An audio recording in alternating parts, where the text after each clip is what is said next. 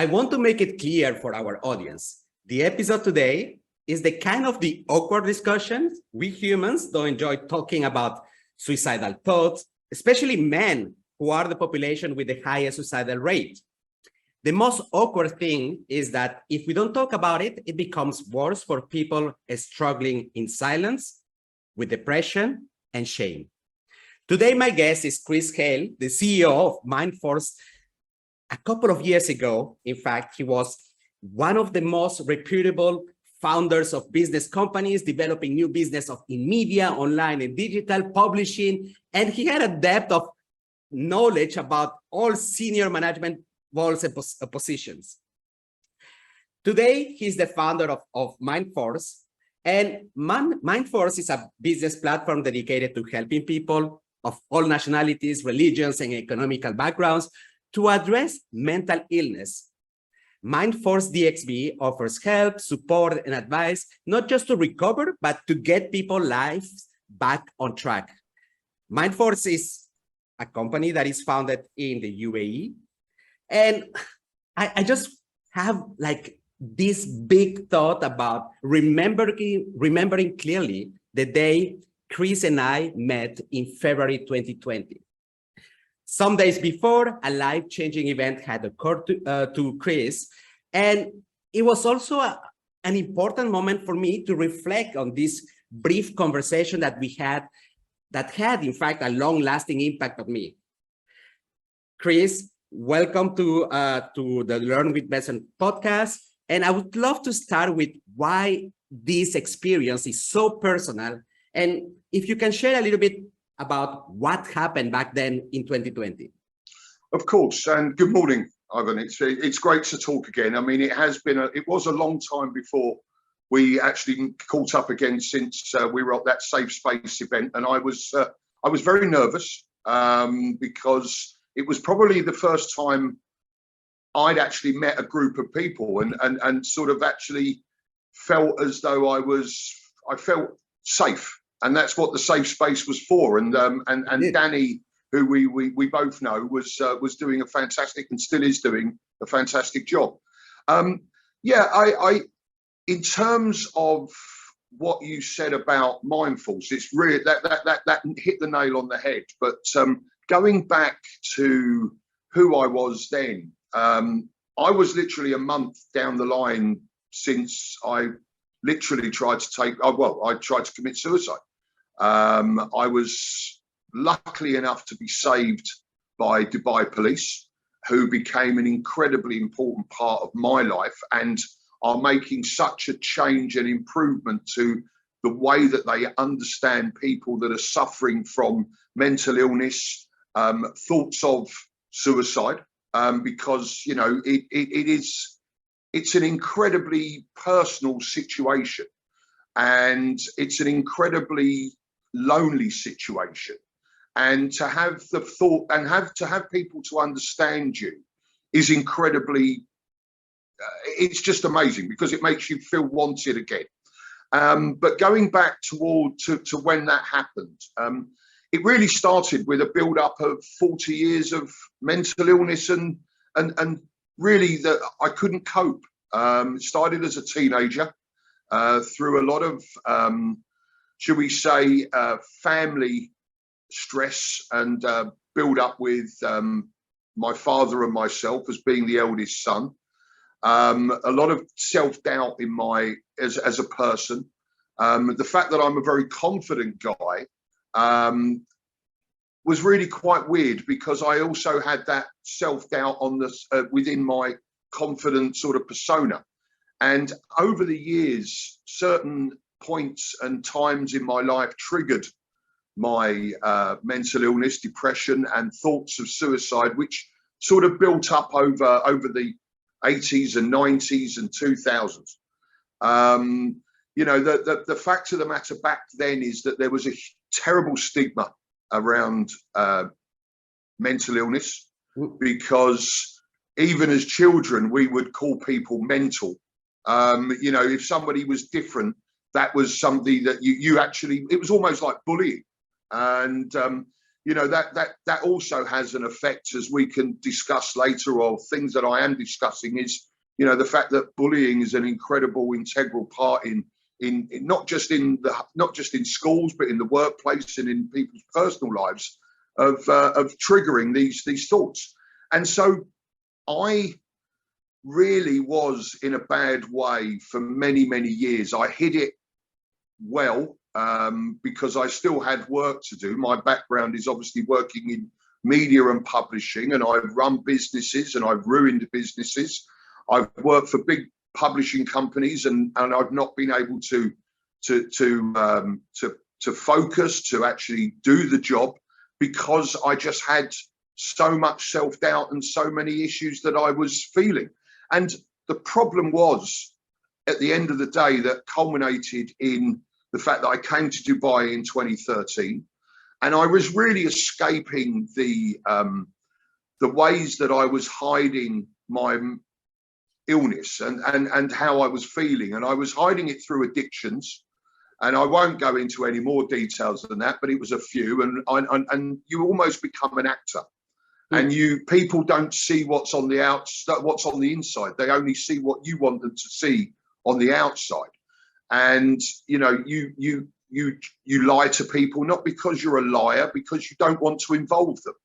You say everything's okay, even though people are asking you for advice. You can't go to other people for advice. And I couldn't ask for help. I was too proud. I always thought that, you know, the next day I'd wake up, I'd feel better. And I was progressively getting worse. And so in 2019, I was in a very, very bad way. I was not functioning at all. I was practicing taking my life, and I broke the heart of somebody that I loved very dearly, my partner over here, and I hurt a lot of people, and all I wanted to do was to let the pain stop. And that was what I was. That's why I did what I did. I felt that the world would be better off without me, and no one would miss me, even though I've got family, my children, my extended family, my friends. I was thinking that they would be better off. And so, you know, I was homeless in 2019. I was on the streets. I had nothing. I was helped for a short time by some incredibly good people in Dubai. But then on January the 1st, on New Year's Eve and January the 1st, it really did come to a head. And then on January the 2nd, I tried to hang myself, and I was not responsive when I was found by Dubai police. Luckily enough, a British gentleman realised I was in a bad way, because I did a post that said "Hi Dads, Bye Dads," which was aimed at the British Dads Facebook group, which had helped me. But one British gentleman, and he'll stay nameless, he contacted the police and phoned them 6 times and said, "There's a guy that's in a bad way." And so they found, by whatever means, they found where I was based, broke in, and gave me CPR and saved my life. And the rest is, the rest is all positive, even though it's been a progressive, build up of trying to get better, because it doesn't just happen overnight. Exactly. Chris, you mentioned something that is quite dear also to the kind of topics and personal story, is about the feeling of being lonely, that you are alone with your struggle. And maybe that could be considered as one of the root causes about these suicidal thoughts, is because loneliness can drive either to depression. Loneliness can drive towards cognitive dissonance, the fact of not belonging, that your brain is feeling like, hey, I'm different than the rest of the society.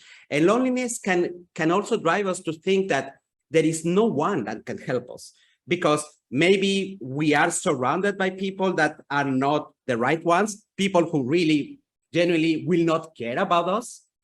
But the world is big.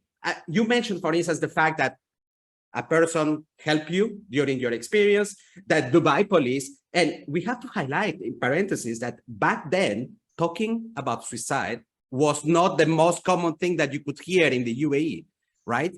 So that shows an evolution of the thoughts of the culture. We are in the transition from a traditional way of looking at the world towards a more modern and accepting of dark thoughts.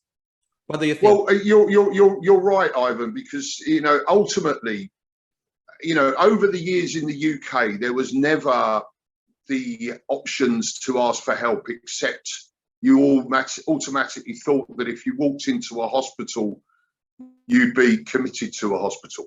There was only the Samaritans in terms of who you could talk to, and that was really at the last sort of knockings of how you were feeling, because automatically Samaritans is connected to people trying to take their life. And over here, because of the stigma was so powerful over here and so strong, because if you think about the UAE and when I arrived, it was such a buoyant time, and Dubai was always seen as somewhere where there was never any issues. Everyone was happy.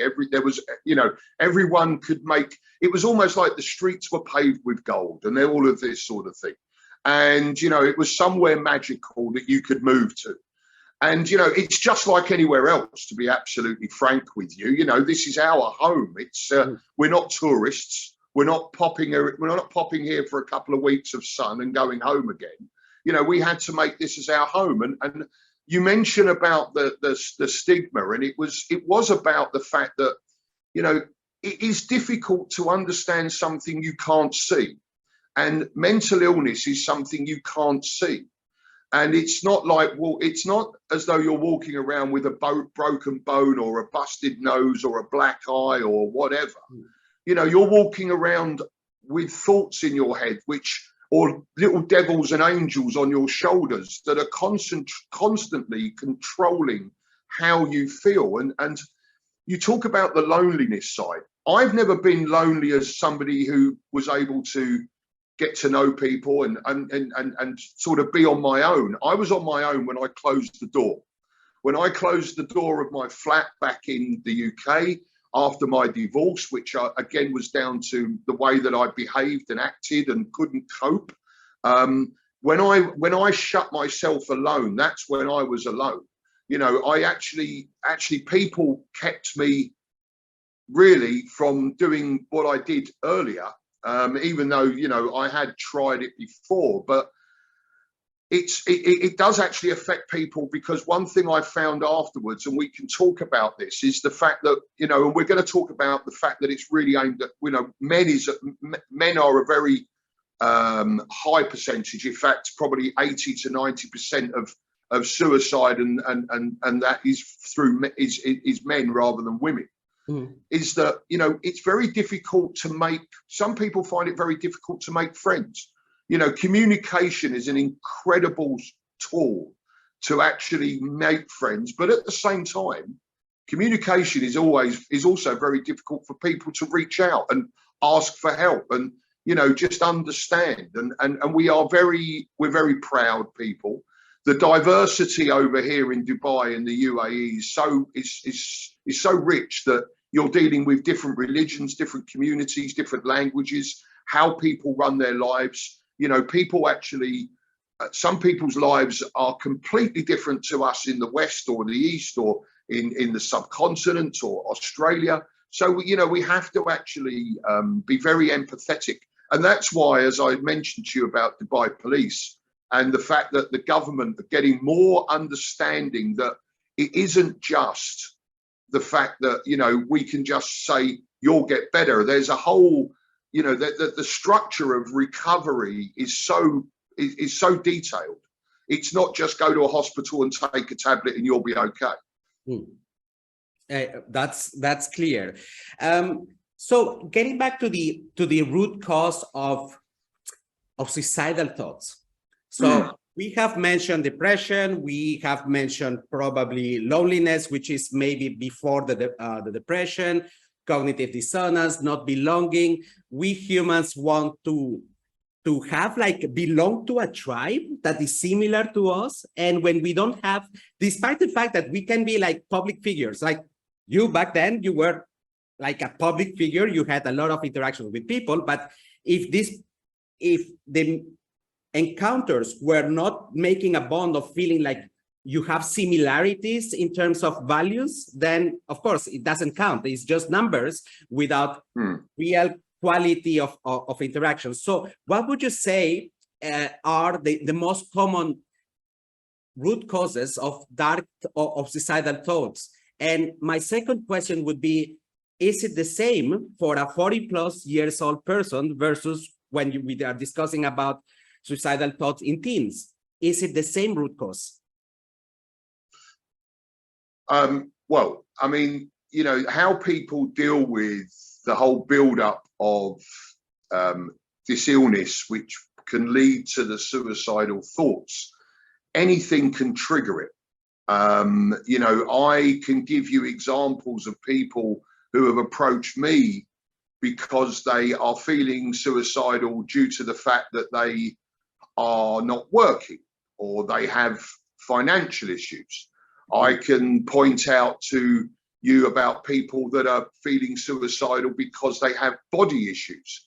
And I'm talking about younger generation, bullying, pressure of school and peer pressure, and parents as well putting pressure on the kids. And also the kids, and also the younger generation actually sort of have got a lot more to deal with in terms of media and how it and what they see nowadays. And you know, it's not always good. And you know, when I was younger, from when I started feeling it, or when I started having the first initial stages of, you know, my mental illness was I was physically abused by my father. I was the eldest son, and you know, I had a lot to live up to from my dad, and you know, I was very badly beaten by my dad, but not because my dad wanted to do it. It was the only way he knew how to sort of show his unhappiness, because it happened to him. And you know, we follow traditions and things of how we deal with stuff. And the one thing, you know, as I went on in life, and I just didn't have, my depression worked more on the fact that I had so many different traits of depression. And that built up so much in terms of the fact that my head and my brain and my mind was continuously scrambled, and that I couldn't actually function. And, you know, I mentioned to you about my addictions and my addictions, which were, you know, across the board, quite, you know, stuff we won't mention now, but, you know, if people use their imagination, they can probably get it. Is that those hid how I felt. I was more of somebody, when it came down to my suicidal thoughts, I thought that I just wouldn't be missed. And I just thought I can't cope anymore. And I had such a pain in my head, continuously building up and building up and building up. And I just didn't have a solution. And I was stubborn as a man, where I couldn't talk about it. I always felt I was a father, I was the head of a family and so forth, that, you know, I should be able to deal with these things. And you know, it comes down to the fact nowadays that obviously with the younger generation and people today, it can be anything. You know, I've dealt with somebody who just lost their job, and he was really feeling as though he would be better off dead, so his family would have his insurance, because he never felt he could get a job back. So it's not so much the fact that we have a problem with the mentality and the mental illness side and the fact that we are ill. You also lose your structure. And as people, we always love structure. We don't like to, you know, there are things in our lives that we take for granted. And one of those is things like work. One of those is things like housing. One of those is something like, you know, finance. And all of those things, they come within your life in the way that you live. And when things change, we hate change. People hate change. If you can be adaptable, I think the people that are stronger than anyone are the fact that are people that can adapt to the differences and actually find solutions. Sometimes you can try and find solutions, but it doesn't always work. And those things can drag you down further and further and further. And again, what I said to you before, it comes back down to communication. It's such a powerful word, because people will not turn their backs on you if you ask for help. But we automatically think that we're going to be looked at as weird or as stupid, or going to be judged. And we're not. Some people will judge you, and that's their right. Everyone's got their own opinions, and I get it. And I've had it. When I opened up after I tried to commit suicide, and I opened up and told my story, how I hurt so many people, and some of those people will never forgive me, and I've got no problem with that, because that's their right. But I can only say sorry, and if people can't accept my apology, I can't help that. The one thing that we have to have, and we have to be when we are trying to recover, is very selfish about ourselves. Indeed. There are two takeaways about what you say that strike me, is that the buildup of suicidal thoughts comes from the feeling of there is no hope. Secondly, is the lack of control of our life. You call it a structure. I call it lack of control. That our life doesn't depend on what we do. It depends on someone else. I want to dig a little bit more about depression. So in a non-medical way, what does it mean for you, depression? Because there is a lot of confusion, and we need to also communicate to others the fact that it is different than being sad, or different than being just overstressed. What does it mean for you, Chris, depression?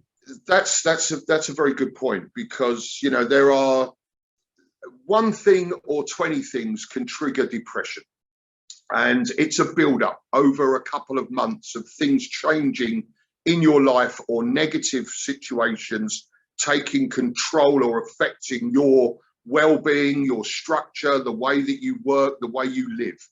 And it comes back to the suicidal thoughts, is that, in terms of,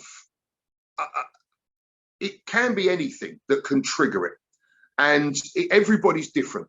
When I was suffering very badly in the 90s and the 2000s, a lot of it was to do with the fact that I was the person that actually, was doing the things wrongly, and that was causing the depression. So, I bought a house, and I had a job and things like that, and I was married, and I had children and everything else, but I just wasn't.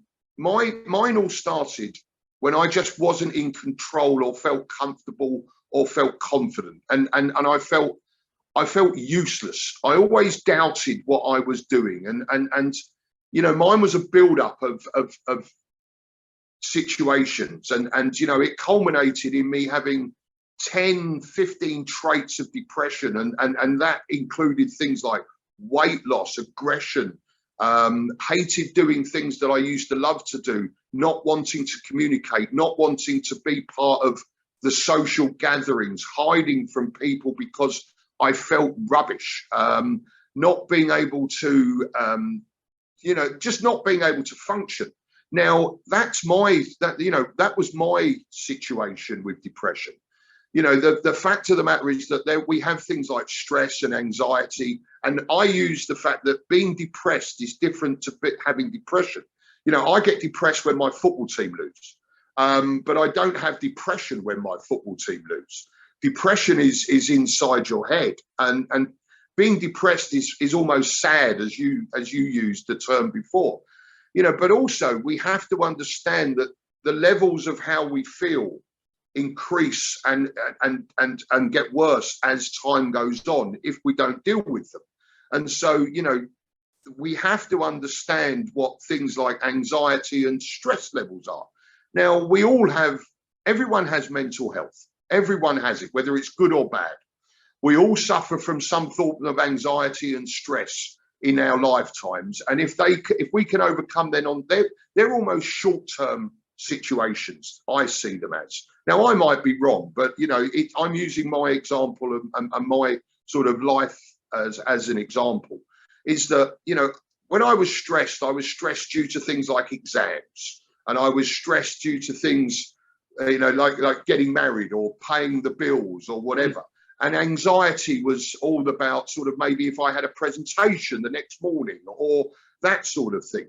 That isn't the be all and end all of life. It doesn't matter if you make a mistake, but as people, we don't like to fail.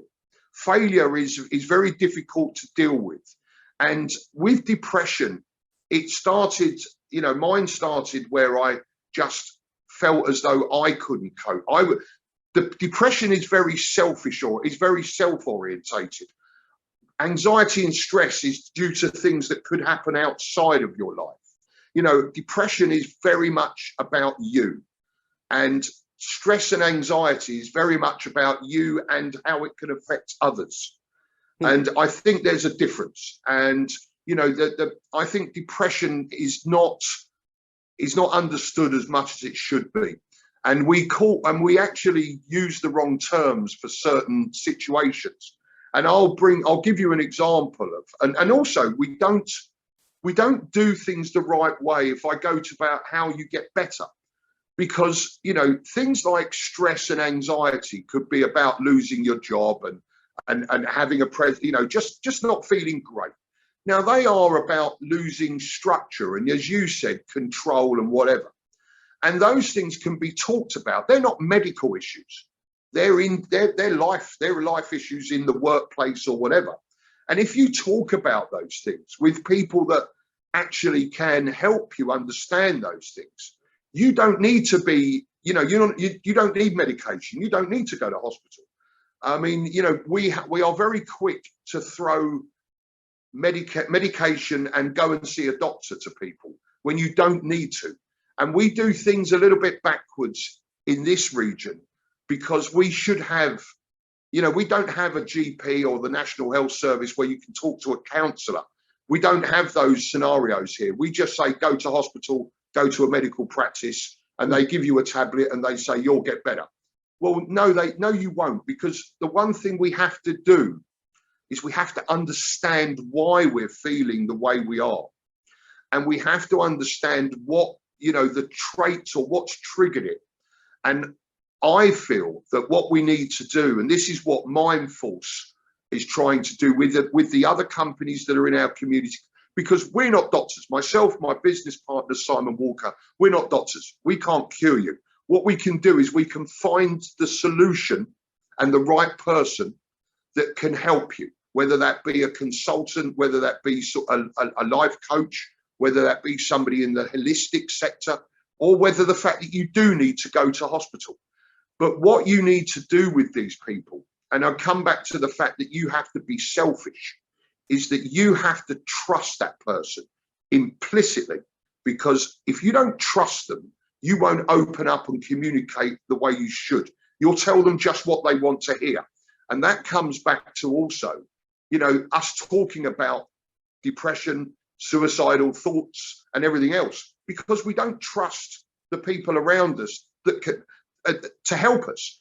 They might be able to listen to us, but can they help us? I could have told my friends, by the way, I'm feeling suicidal, and they might say to me years ago, don't worry, mate, it won't last long, because they're not doctors.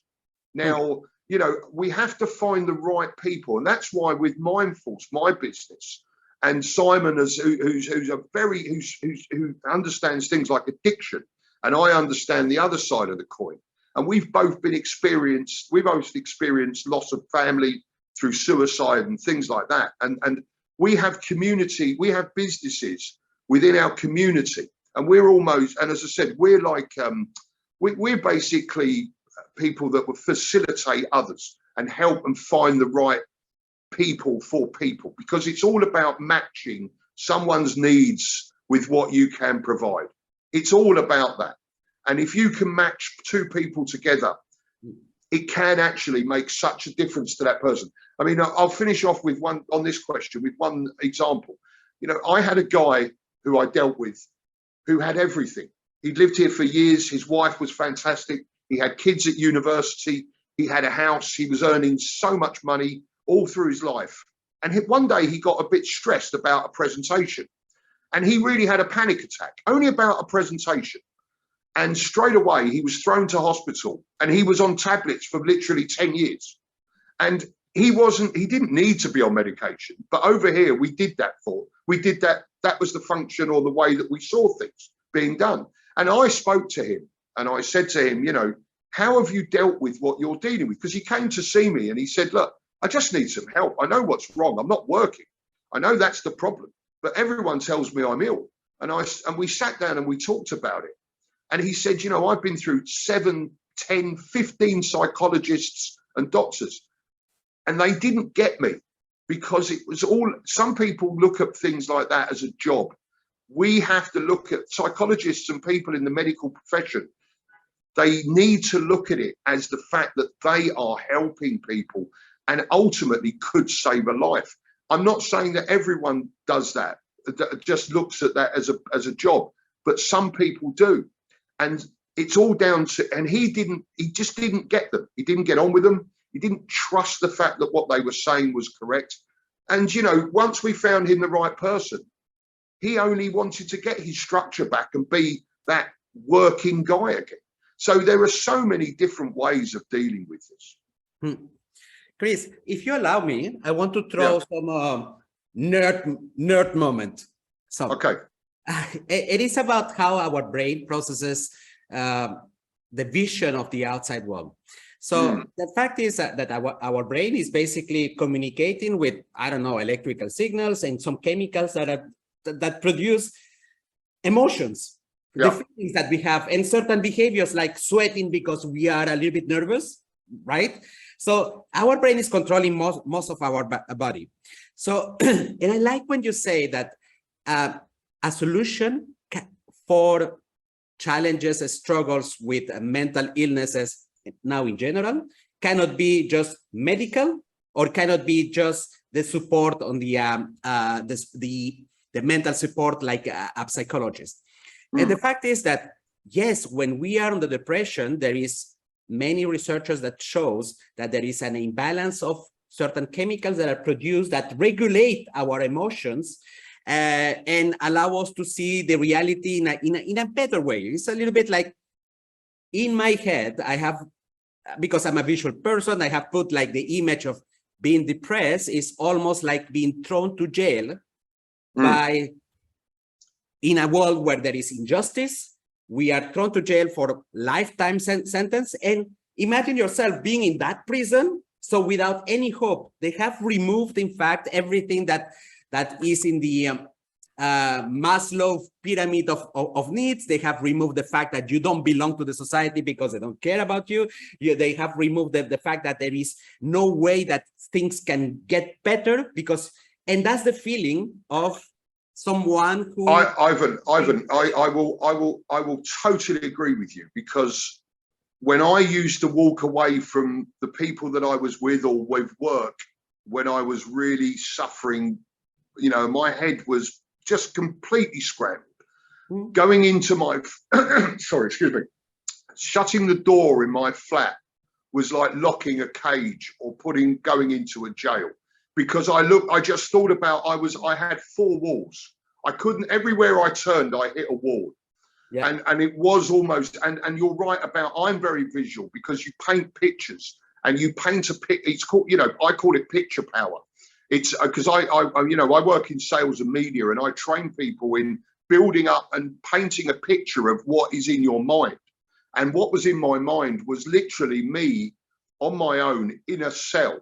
And and everyone outside, I was sort of dropping in every now and then and seeing them and going back into that cell.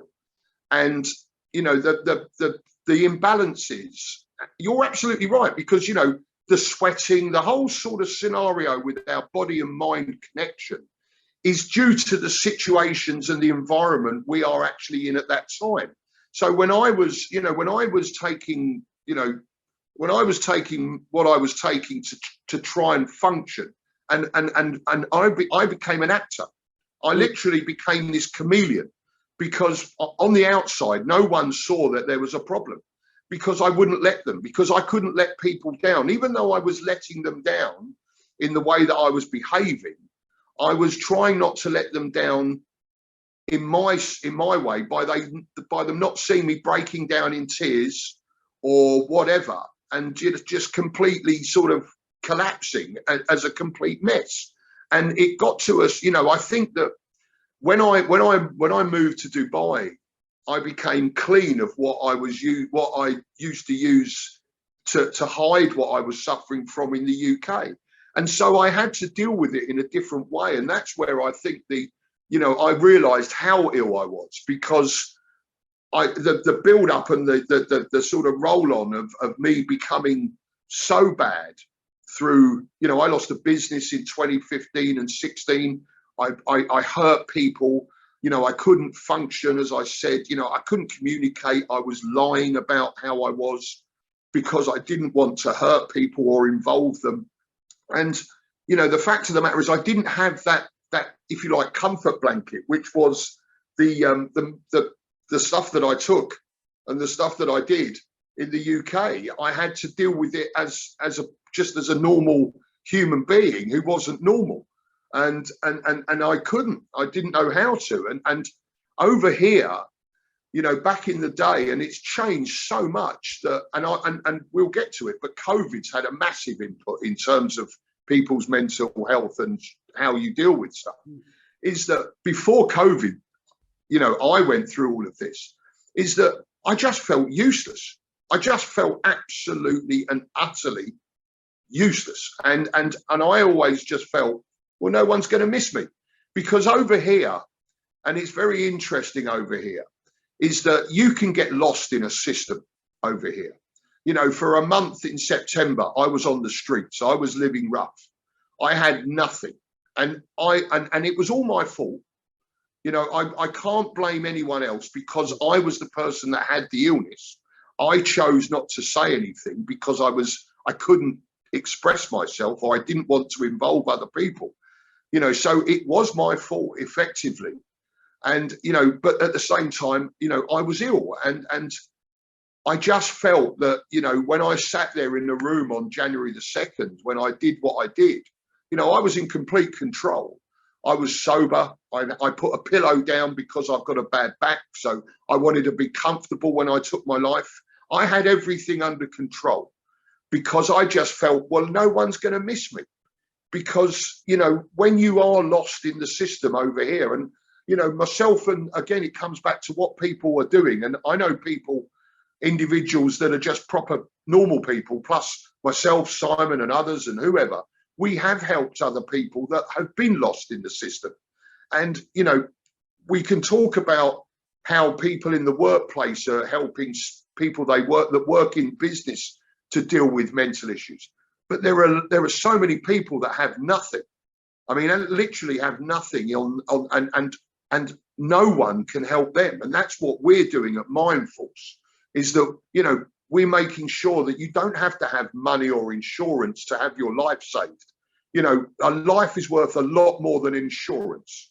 And, being turned away at the door of a hospital because you don't have the right ID cards or whatever, that's not right. That's not right. And that's the one thing that we are really trying to push. And for example, and I know that there's a psychiatric hospital called Al Amal here. No one, before what happened to me, nobody knew about this hospital. It's been here years. It specializes in psychiatric well-being. It's got an A&E. It's run by a British company and the Dubai government. And people don't know it. And we need to still keep promoting the fact that the next pandemic since COVID is mental health awareness and mental health well-being.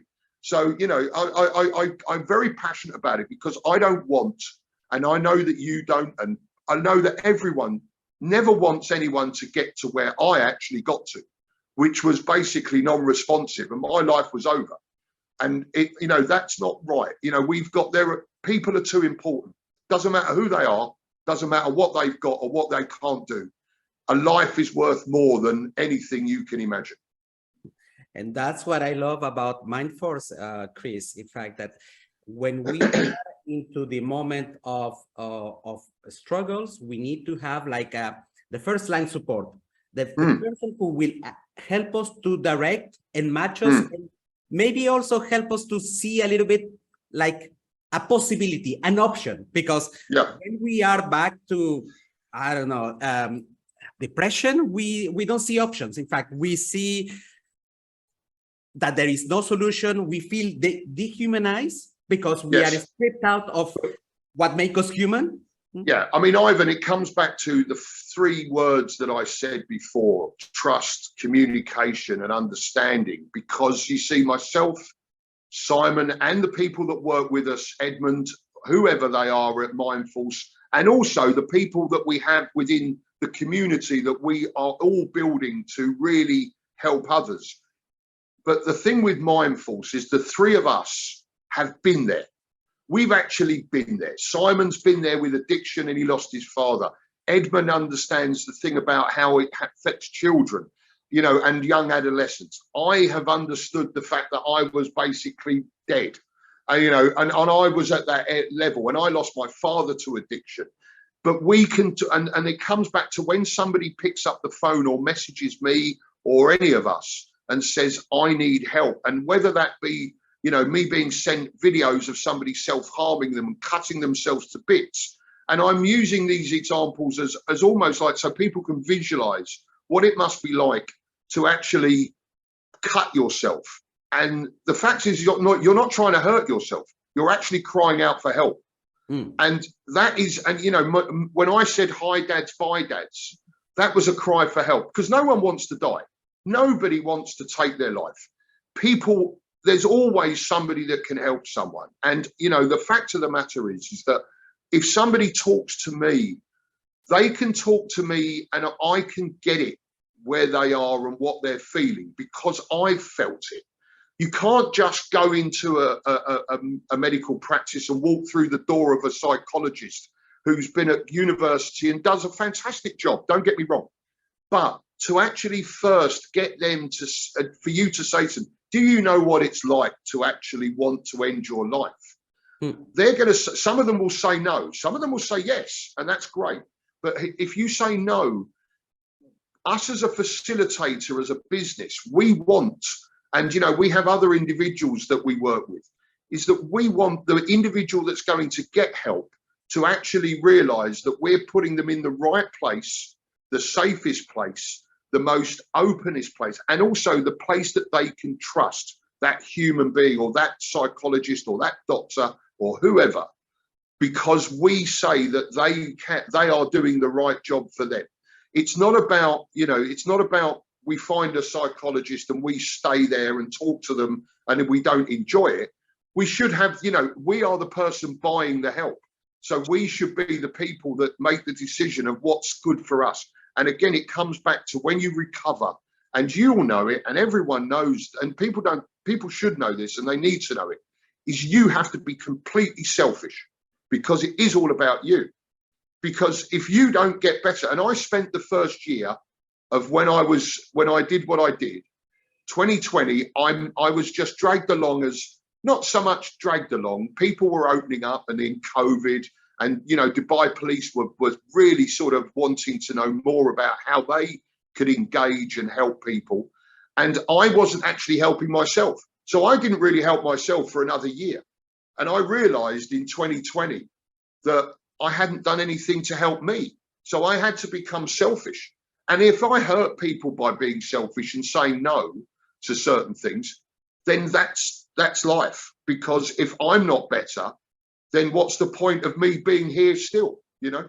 Indeed. I wanted to, so the fact that I mean, creating awareness for people, not people with the suicidal thought, but anyone, like our society, our friends, our families, about creating awareness about mental challenges, depression, how to deal with the suicidal thoughts is not easy. And I'm thinking about this American series that were in Netflix a couple of years back, the series 13 Reasons Why, where they were speaking about suicide in the teens. And according to the producers, the aim was to create awareness about suicide, but many people around in social media, they reacted negatively about that because you don't talk about it, because you have the fear that is going to induce people to commit it, even if you are happy at home. So according to you, what is the right way to create this awareness without hurting the feelings of some people? What you said is very, very true in terms of inducing. People like to try things. You know, I'll go back to the first time that I tried alcohol, and I was 16. I wasn't at the legal age, but I tried it. I even tried it at Christmas parties when I was even younger. You follow what people do. We you know, we deal with peer pressure very badly sometimes. And, you know, some people are lemmings, some people are leaders, some people are not. Some people like the thrill, and that's your physical and mental makeup. And people try things. And, you know, we have to be very careful when you talk about suicide, because there's a build up to suicide. You can't just go and do it. And some people will just go and do it, even though they don't understand it, because it's what they're hearing rather than what they're experiencing. And that's why things like social media has to, and the media in general has to talk about the fact that we have to stop it at source. We have to stop mental illness at source when you're feeling just slightly imbalanced, slightly off kilter, you know, things. And that's why it comes back to the fact that, you know, if you're being bullied, don't let the bullying continue. Open up. You know, you will not get turned away from saying to your mum, your dad, your teachers, your friends, I'm being bullied. You know, the one thing we have to start doing a lot more of is communicating at source. And, you know, I used to do that. My son suffered from bullying. And you know, I know what it's like to go through teenage years with not very great thoughts. But I used to say to my son, and I think, you know, us as parents have got a huge responsibility, because you know, we always want the best for our kids, and I get that. And the younger, you know, when you just graduated, you want the best for your daughter or your son who's in their 20s and going into their first job, and that's a lot of pressure. You know, life is a series of pressures. It's a series of decisions, but you also have to understand what you're having to deal with. And so we need to bring it much more into the education system in terms of getting people to understand it. We have to talk to universities a lot more, because when people leave that university security of the fact that, you know, they're not at school anymore. They don't have to rely on mum and dad, or they can't just rely on mum and dad. All of a sudden, they have to go and get a job. And don't get me wrong, you know, it's very difficult when you're not feeling great to do the job. And, you know, but what we need to do is we need to get people to understand it at source. So, you know, we have to say to people, well, you know, what do you think? You know, you turn it around, and I do a number of talks with businesses, as you know, I know that you do, and we talk to all different people from all different walks of life. And the one question that we want to ask, and you just asked me, is how do we deal with things? You know, we all deal with things differently, but I think we can find a common ground to understand what sets off depression, mental illness, mental health, well-being in your body as well as your head, because, you know, fitness and that goes alongside, you know, the fact that when you're not feeling good, I love to walk. I walk for miles and miles to get my thoughts back, and I feel relaxed, and I don't feel as though I'm being pressurized. I'm on my own. I've got my own I'm in my own little bubble of happiness, and I meditate now. And I would never have done things like that. I thought that was all rubbish. You know, I was a cynic. I was old school London man who really thought that was all rubbish. And I get it now, and I understand it. And if we, you know, it's like trying food for the first time.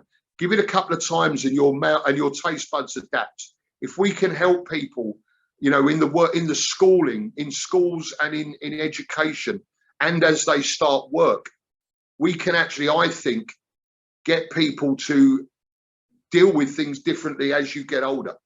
And if we can actually not talk about worst case scenarios, but why people deal with it. You know, I don't want to watch programs about suicide without understanding it. You know, I want to understand it. And but you know, as I get back to the very start of it, we all have, you know, some people like to try things without actually understanding them, you know, just for the buzz or just for the taste or just for the whatever. And unfortunately, and we're going through that now in certain court cases in the UK about, you know, young people taking their lives for no reason at all. I mean, absolutely no reason, other than the fact that they had read about it and they saw it on social media. And so that's, you know, they're a very powerful tool. But we also have to give, the final thing I'll say about that is, you know, people have got different ways of communicating. I like to do things face to face.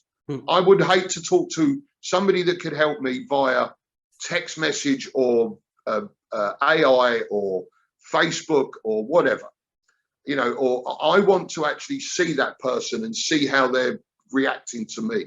But some people can't communicate that way, and we have to offer. And the good thing about what we're doing over here in the region, as we are across the world, is we're offering different forms of communication to actually understand and ask for help.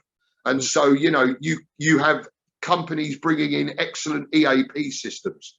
So, you know, my friend, and I think you might know him, Paul Firth, who runs ICAS, which is a EAP external system for over 500 companies over in the region.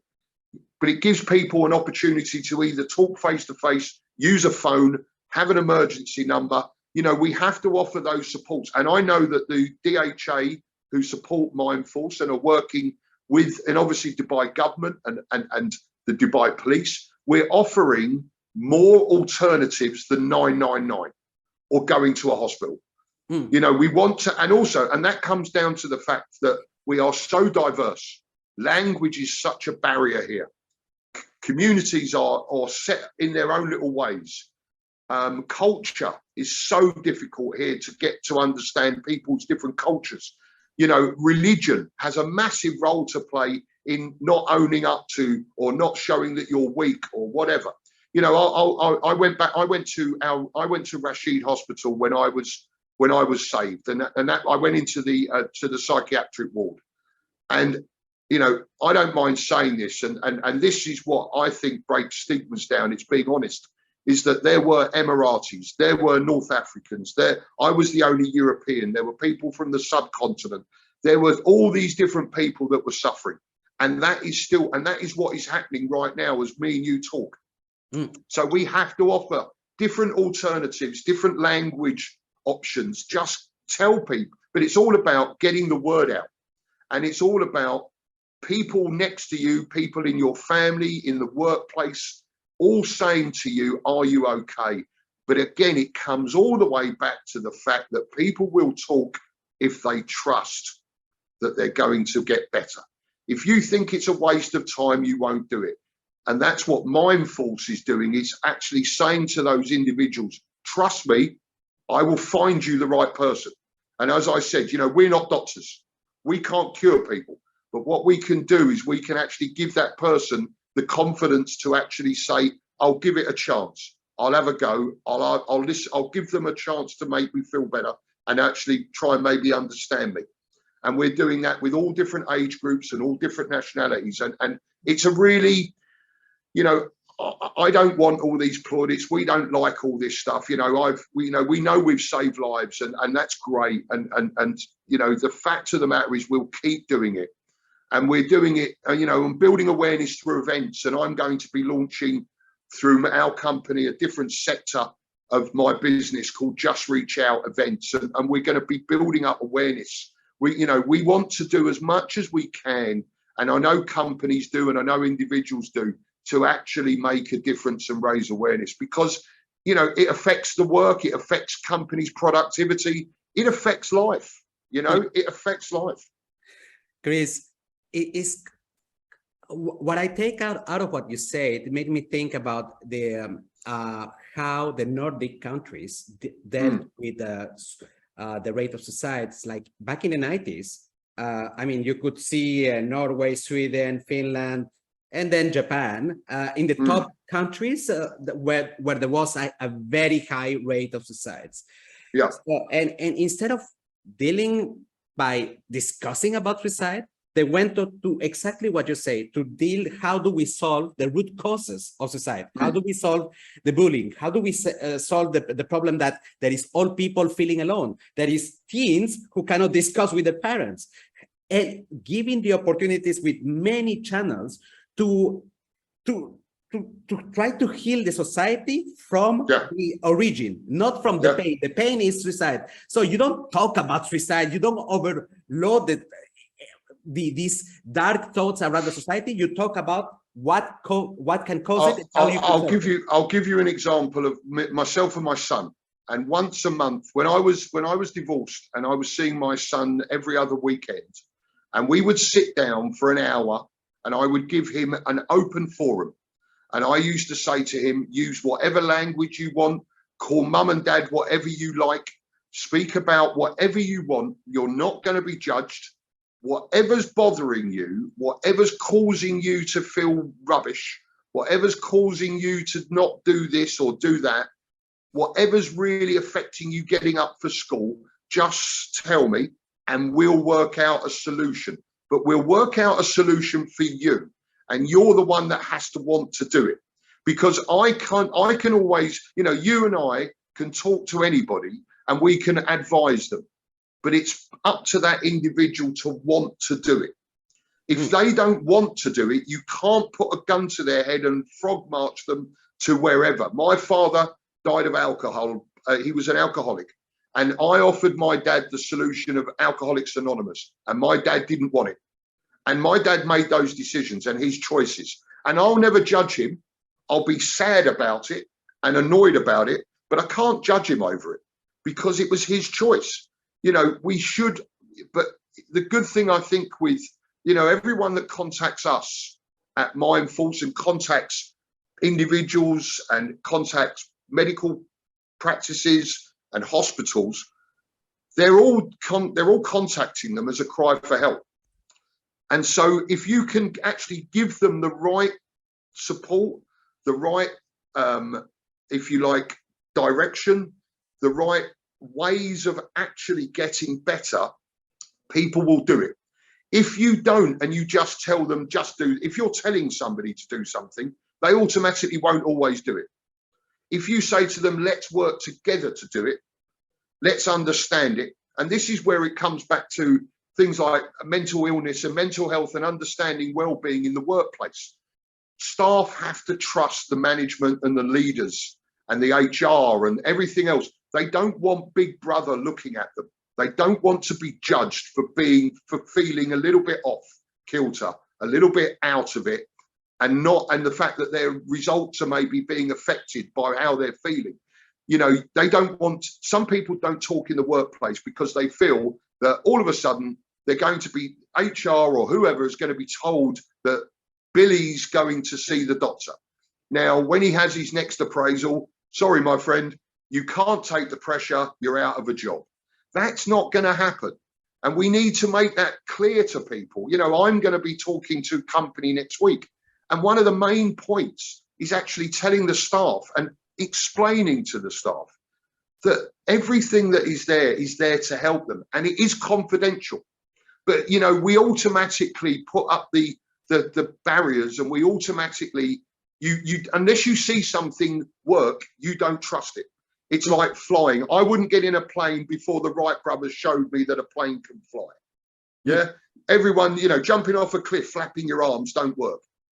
But if I saw this plane fly past me, then I knew that there was that it worked. And so I would get on that ride and get on that journey. And if we can actually show them that it works, and they're not going to lose jobs, they're not going to be judged, they're going to get help. And it comes back to schooling as well. Kids don't want to talk to the secretary or the nurse at school. because they feel as though all of a sudden mum and dad are going to find out, the headmistress is going to find out, your friends are going to take the mick out of you for asking for help. But if we can actually give them a safe space, and how weird is that it comes back to where we first met, a place called Safe Space. It's what you need. Yep. And, for 1 hour a week or a day or a month or, for an hour a week or 2 hours a week, you can actually realize that you can actually get help, and it will improve your productivity, your personality, the way that you act, not just with you as a person, but your family, your friends, and people will see an improvement. Because, the whole thing about coming back to us as people that want to ask, are you okay? If we see somebody changing over a few months, that could be leading to severe depression. If you see people not productive as they were, missing work, coming in late, putting weight on, not looking tired, being aggressive, not making decisions the way they should do, not enjoying what they used to enjoy. And that's everything that I used to do. That was me in a nutshell. But people didn't realize it then, but we can do now. And it's all about education, and what you're doing with your podcast and what I'm going to be doing with a podcast. So I'll announce that through MindForce and our extra business, Just Reach Out, I'll be doing those as well. We'll be talking about how things like mental illness, mental health, mental awareness have affected people. I'm going to be talking to individuals, and I want them to tell me how they improved, because people trust people when it works. As I said to you, when you talk to somebody who's experienced it, it's a lot more powerful than just talking to somebody who studied it. And I don't mean that in a bad way to people that study psychology, they're psychiatrists. But if I'm talking to somebody who has dealt with it, I will get it a lot more. And then I will go to the medical people who have the skill sets to heal me or to help me. But, I will follow that person because he's been there or she's been there. And, we come back to the younger generation where, more suicide kills more people in the UK between the ages of 18 and 30 than any other illness. And we can't see that illness. And that illness is hidden. It's, it's so weird that you think, if you have a broken leg, you can see the bone, you'll fix it. If you see a guy walking along the road and he is absolutely in pieces inside, we don't see it. So we have to ask. And it's really, there's no harm in saying, are you okay? And that's why we have the hashtag Just Reach Out. And that's why we want to do what we want to do. And that's why there are companies that, not just our company, because we're part of a whole mechanism, a whole block of buildings of people that are now realizing. And as Paul Firth said to me during COVID, the next pandemic will be mental health. And he was absolutely right, because, all of a sudden our lives got turned upside down with COVID. And it wasn't just you or me, it was everybody. I mean, everyone had to deal with that. And it's, this is powerful stuff. I get on a soapbox a lot because I feel very passionately about it. And I'll shout this stuff from the rooftops, and I'll tell, things, I'll tell my story time and time again if I have to, because if it helps someone and saves a life, that's more important than, let's be seen to be the great place that we are over here or whatever country. We can all have these perceptions that we can build great big buildings and we can build islands and we can do that. But this country, the UAE, they said to me when I was in hospital, this is Dubai and this is your home and we're here to help you. And those were really powerful words to me, because we do, this country will do that. They are starting to do it. No one's judging them if they're not doing it quick enough. But we have a real strength of leading from the front in architecture and currency, financing, hospitality, whatever you want. Well, medically, we can actually do the same. And if we can save lives across the board in terms of nationalities in the UAE, you know, you've got my vote. You've got my vote. Chris, I love the fact that you have made your life purpose the fact of helping people in distress with the struggles. And I love the fact that you are building like a full ecosystem so that people can reach out, because that's something that we need. And right now, if we look at this situation in the Middle East, we don't have all the options. So as you mentioned, we go to a doctor, we go to a coach, we go to a psychotherapist. There is not so many, there is options that might be the wrong ones because there is no one to guide us through these options so that we understand what we can get. How can people reach you out, Chris? Well, to get in touch with MindForce, we have our LinkedIn page, which is MindForce DXB. I have my own LinkedIn page, Chris Haill. You can PM me. And my surname is spelled H-A-I-L-L. We have our website, which is www.mindforceuae.com. You know, there's a Facebook page, but you know, really, it's not just us. I mean, you know, you can Google me if you want. That's fine. It will show you about, you know, the British dad who survived suicide. Brilliant. But you know, our focus is the fact that, you know, we will pass you on to the right people. We will help you, and also the fact that the support that we have through the DHA, you know, the Dubai Health Authority, who are making a huge input into this, as well as the Ministry of Health in terms of in Abu Dhabi, and the fact that we want to take it right the way through all the Emirates. We want to build it into other parts of MENA, and the fact that, you know, in terms of the help you can get, you know, every hospital will make a point of helping you, and they're actually becoming a lot more in terms of seeing you by assessing you first, which is what we need. Well, you know, which is what everyone has to do. You need to be assessed first. It's not, as we said before, it's not all about medication. It might be something that you don't need to see a doctor about. You might need to see a financial advisor or a property company or a recruitment consultant, and, you know, just to find a job. And the other thing is that there is a hospital in Dubai called Al Amal, which is Al and then AMAL, and it is online. It's got a 24/7 accident and emergency department. It's run by the Maudsley and Dubai government.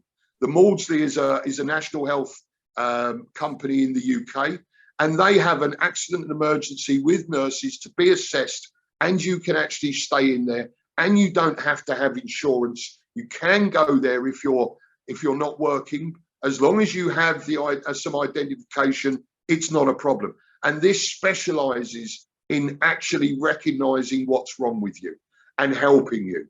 And, you know, we will push a lot of people towards Al Amal because it does a great job for people who can't get the help by paying for it or have insurance. You know, this place does an amazing job, as do all the other places. And I think what we really want, ultimately, my goal is not to have a national health system in the UAE, but to have other options that can help people that don't have the cover and the insurance to pay for these things.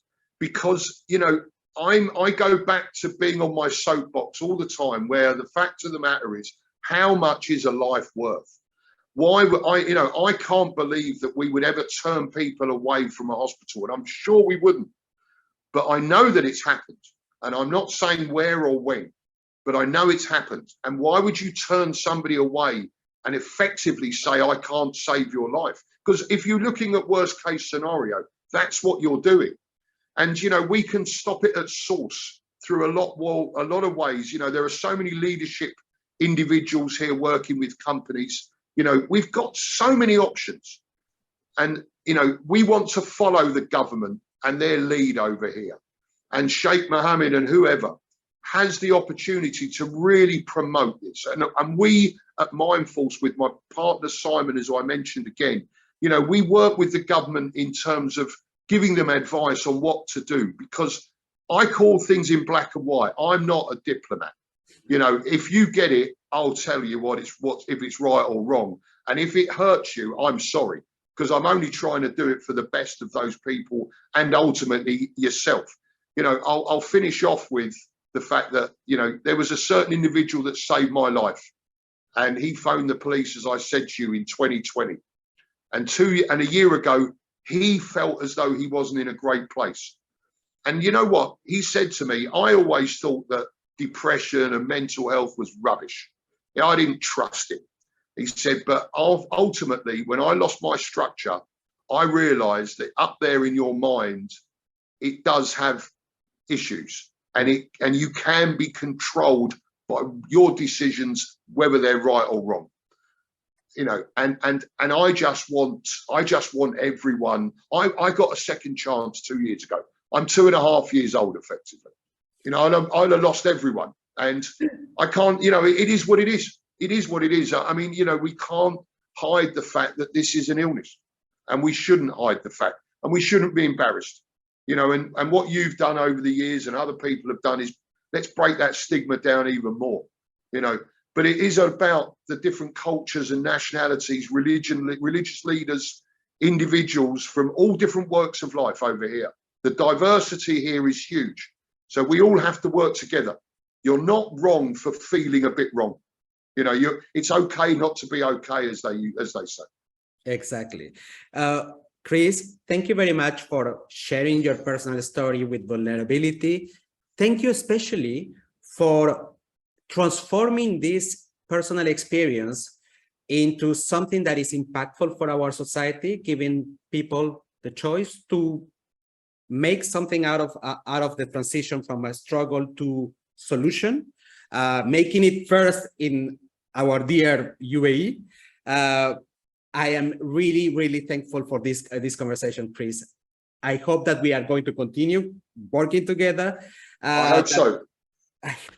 I love. I mean, I would say one last thing, Ivan, is that, you know, yourself and you and I and other people, and the fact that if people are watching this, or when they watch this, and next week is Mental Health Day on the 10th, and you know, we're going to be posting this, and all I will say to individuals or companies is, if you do want help, it's not, you know, it's not just you and I that will go and help them. We will find the right people to help them.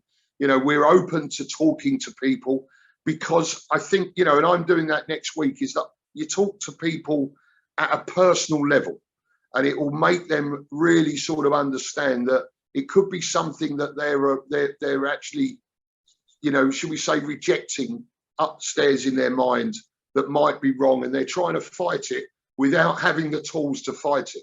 Well, we can give them the tools, and we can help them. So, you know, anyone can reach out. There's no stigma. Don't be embarrassed. Don't feel as though you're making us do something we don't want to do. You know, we all want to do it. And, you know, don't get me wrong. I used to want to go back to work in media. I didn't want to stay in this industry, but I kept getting dragged back, because, you know, it comes back to the fact that I won't let, and nor will my colleagues and nor will people we work with, you know, if you've experienced it, I won't let people get to where I got to, because, you know, that is the very, very end of it's a very, you know, you're never 100% about ending your life, but you have to be in a very dark place to do it. And, you know, the fact of the matter is that we can make it better. And, you know, we've done that before, and, you know, we can put you in touch with people that will tell you that there is a way out, there is a light, you know, but you have to want to do it as well. It is up to those people to want to do it. So thank you very much indeed. I've appreciated it. Thank you, Chris.